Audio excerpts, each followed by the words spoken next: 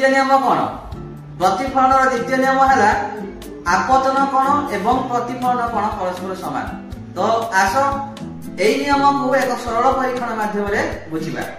एबे सेही magic box मुनेछि एवं ता मध्य रे गोटे कोन करछि ता मध्य रे गोटे समतल दर्पण रखिछि एवं देखो वर्तमान मु कोन करछि ना लेजर लाइट टाको तापरे पकोछि। देखो जो दिगरे आपतित रश्मि कला समतल दर्पण उपरु सेही भले से कोन हेगला ना प्रतिश्रुत हैला।